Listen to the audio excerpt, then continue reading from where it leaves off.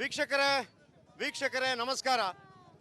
ಅಯೋಧ್ಯೆಗೆ ಎಂಥ ಐತಿಹಾಸಿಕವಾದಂತಹ ಪೌರಾಣಿಕವಾದ ಹಿನ್ನೆಲೆ ಇದೆ ಅಂತಂದರೆ, ಮಹಾವೀರರು, ಜೈನ ಧರ್ಮೀಯರು, ಆಮೇಲೆ ಬೌದ್ಧ ಧರ್ಮೀಯರು, ಸಿಖ್ ಧರ್ಮೀಯರು ಎಲ್ಲರೂ ಕೂಡ ಈ ಅಯೋಧ್ಯೆ ನಗರಿಗಾಗಿ ತಪಸ್ಸು ಮಾಡಿದಂಥವ್ರು ಎಲ್ಲ ಹಿರಿಯರುಗಳು ಇಲ್ಲಿ ಇದ್ದಾರೆ.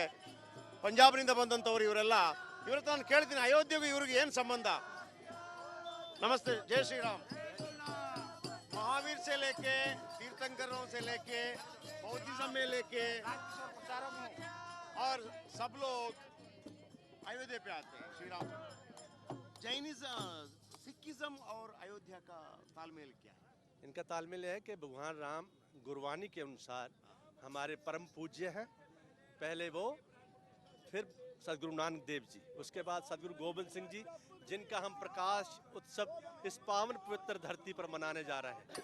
आज ये नगर कीर्तन सदगुरु गोविंद सिंह जी के पवित्र प्रकाश पर्व पर उसी की खुशी में भगवान राम लला की पावन धरती में मनाया। दो खुशियां हम ले रहे हैं। 22 को जो होगा, 22 को तो दिवाली मनाएंगे, प्राण प्रतिष्ठा होगी, लेकिन एक खुशी हमारे गुरु जी के आदेश के अनुसार कि सदगुरु गोविंद सिंह जी का प्रकाश पर्व भी यही मनाया जाए।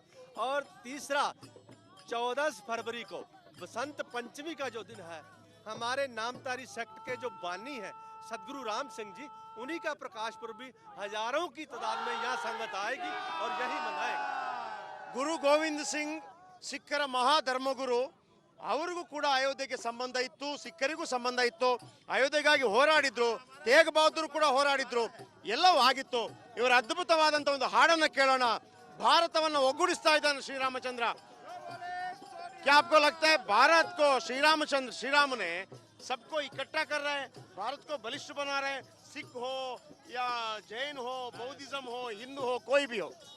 ಸರ್, ಇದರೊಳಗೆ ಯಾವುದೇ ಜಾತಿ, ಮತ, ಪಂಥ, ಭಾಷೆ ಎಲ್ಲವನ್ನ ಬಿಟ್ಟು ರಾಮ ಎಲ್ಲರನ್ನು ಒಂದುಗೂಡಿಸ್ತಾ ಇದ್ದಾನೆ. ಇಡೀ ದೇಶದೊಳಗಡೆ ಪ್ರತಿಯೊಬ್ಬರನ್ನು ನಾವು ಕೂಡಿಸ್ಬೇಕನ್ನುವಂತ ಭಾವನೆಯನ್ನ ರಾಮ ಹೊಂದಿದ್ದಾನೆ.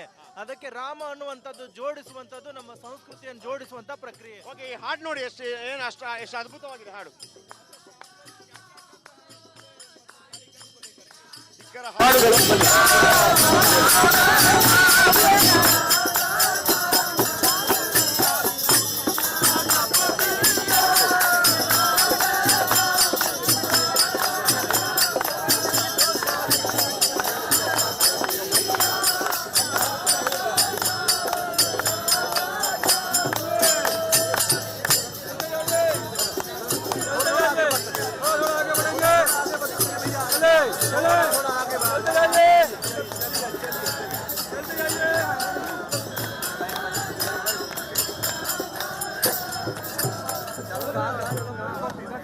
ನೋಡಿದ್ರಲ್ಲ ವೀಕ್ಷಕರೇ, ಮೊದಲೇ 24 ತೀರ್ಥಂಕರರ ಪೈಕಿ 22 ತೀರ್ಥಂಕರರು ಸೂರ್ಯವಂಶದವರು.